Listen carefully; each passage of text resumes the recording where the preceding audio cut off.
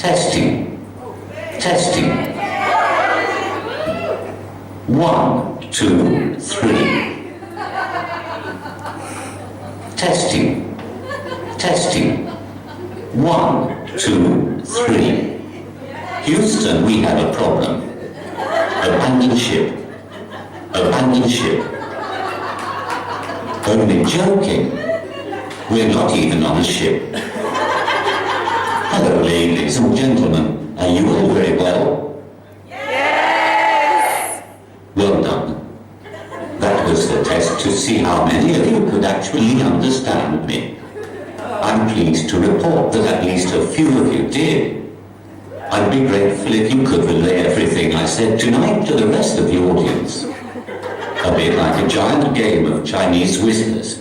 Just make sure I sound very funny.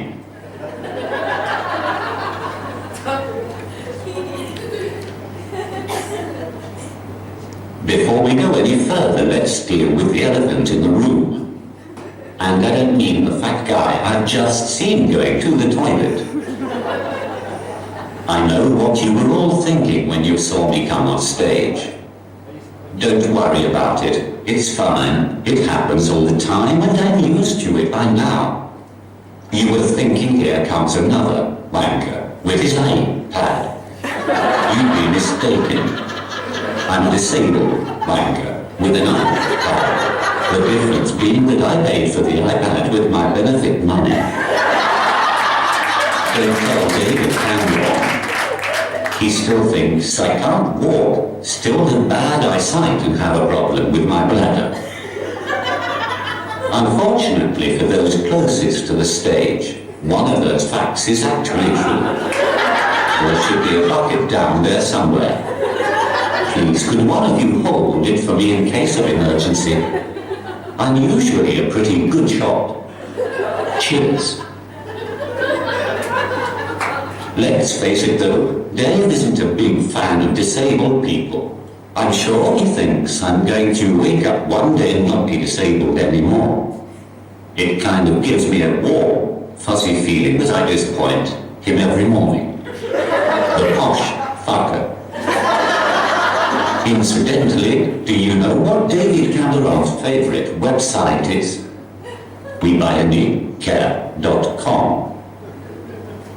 In case you were still in any doubt, I really am disabled.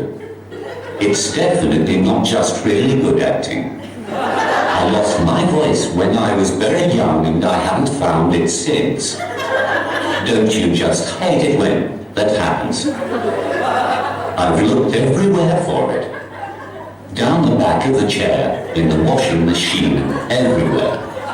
On the bright side, I did find the television remote control, £3 and change in the used rubber Johnny. That's now safely back in my wallet.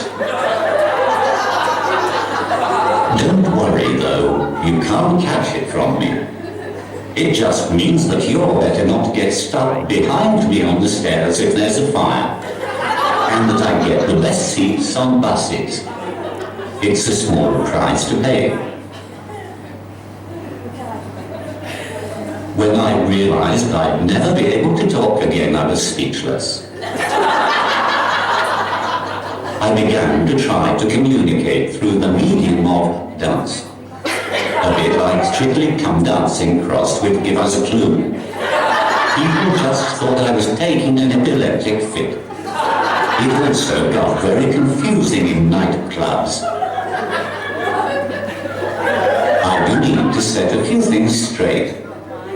Firstly, I'm not drunk and this is actually how I walk all the time. Despite what embarrassed parents might tell their children when they ask awkward questions as I walk past. I did spend 8 years as an alcoholic in a vain attempt to correct this issue, thinking that if I drank enough, I'd walk straight. Turns out it just aggravated the bladder issue further. So again to the front row. Secondly, I am not related to Stephen Hawking in any way. However, I do hate the way people take the piss out of the way he speaks. I can really synthesize with him. And thirdly, I realize that my voice sounds like it should belong on a children's storytelling program. But if you're expecting Jack and the Beanstalk, you're going to be very disappointed. I got the metro to a gig this evening.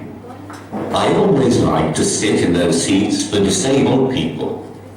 It's just easier to get off. Anyway, I was in that seat and was about halfway here when another disabled person got on and asked me to move. I'll be honest, I didn't realize I'd be playing disabled top trumps when I got on, or I would have just more tardy. Needless to say, I didn't move. Who cares if he was both blind and deaf? I was there first. It was very awkward. He couldn't see that I was still there. And I couldn't tell him I wasn't moving because I can't speak. He wouldn't have heard me anyway. In the end, I had to throw his guide dog stick. I didn't mean for them to end up under the train. People have often asked me why I want to put myself in a position where everyone can stare and laugh at me. The truth is that it happens to me every day anyway. At least this way there's a scheduled time and place for it. I like to think I'm providing a public service, which is more than the government is doing at the moment. Of course, I do it because I want to be famous too. I think everyone does really. I started off in a disabled steps tribute band. We were called Vamps. It was a bit of an uphill struggle. I often think about going on the X Factor just to see the look on their faces when they realize I can't actually sing or dance or talk.